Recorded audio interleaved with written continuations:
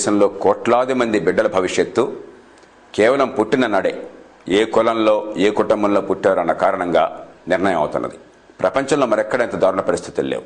ఏ తల్లి గర్భాన్ని పుట్టాడు ఓ బిడ్డ, పుట్టింది ఓ బిడ్డ అని చెప్పినది కేవలం కాకతాళీయం, యాదృచ్ఛికం, ఎవరో కావాలని నిర్ణయించాలి. కానీ ఆ పుట్టుక ఆ బిడ్డ భవిష్యత్తుని శాసించేటైతే అంతకంటే పాపం మరొకట్లేదు.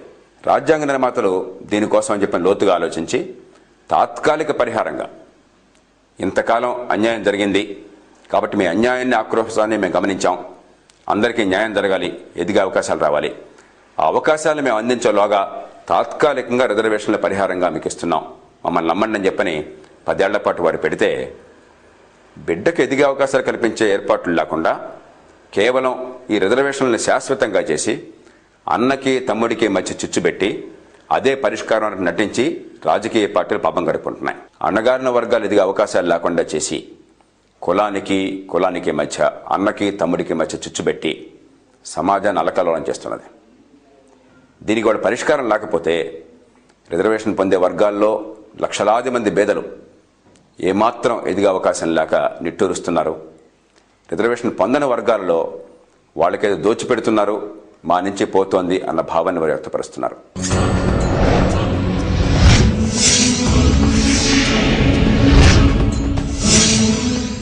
దానికి ఏం చేయాలంటే మొట్టమొదటిది రిజర్వేషన్లని కలెక్టర్ల కొడుకులకి, మంత్రుల కూతుళ్లకి, కోటీశ్వర్ల కుటుంబాలకి అందకుండా చేయాలి.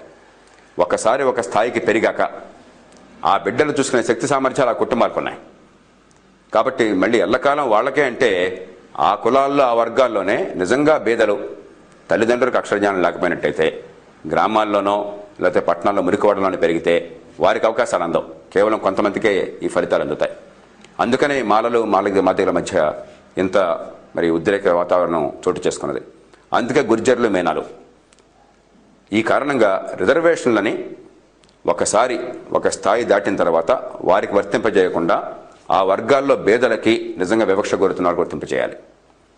రెండోది, రిజర్వేషన్ పొందని వర్గాల్లో కూడా పేదలు ఉన్నారు, వారి గుండెల్లో బోళ్ళంత మంట ఉంది కాబట్టి వారిలో ఒక గ్రామంలో ఒక నిరుపేద కుటుంబంలో పెట్టిన ఆడపిల్ల అక్కడ 100కి 75 మార్కులు తెచ్చుకుందనుకోండి, ఓ కలెక్టర్ గారి కొడుకు ఆ కారులో వెళ్తూ నెలకు 2000, 3000 ఫీజు కట్టి సాయంత్రం అయ్యాక మళ్ళీ ఆ అబ్బాయికి ట్యూషన్ పెట్టి నానా కష్టాలు పెడితే 80 మార్కులు వచ్చినాయనుకోండి, తెలివి ఎవరిది నిజంగా? గ్రామంలో పెరుగుతున్న నిరుపేద బిడ్డదా లేకపోతే కలెక్టర్ కొడుకుదా? మనందరికీ తెలుసు.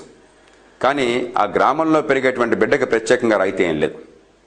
అంచేత పెరిగిన పరిస్థితులను బట్టి, పేదరికాన్ని బట్టి, వెళ్ళిన స్కూల్ని బట్టి, తల్లిదండ్రుల చదువును బట్టి ఈ నిరుపేద కుటుంబాలకి ప్రత్యేకంగా 100కి 5 మార్కులు లేక 10 మార్కులు బోనస్ మార్కులుగా ఇచ్చి రాయితీ ఇచ్చినట్టయితే అప్పుడు ఆ కులాల్లో సంపన్నులతో పోటీ పడగలుగుతారు.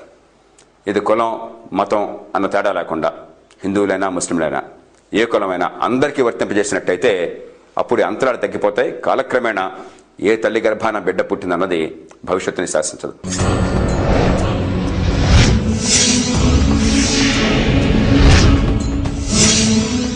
నిజాయితీ అయిన పరిష్కారం రావాలి అని చెప్పంటే దేశంలో మొట్టమొదటిసారిగా 100కి 100 పాళ్ళు వాస్తవాన్ని ప్రజల ముందు పెడుతున్నది, అన్ని వర్గాల ప్రజల్ని సమన్వయం చేస్తూ న్యాయం చేయడం కోసం అని చెప్పని ఒక స్పష్టమైన ప్రణాళికతో ముందుకొచ్చింది లోక్సత్తా పార్టీ.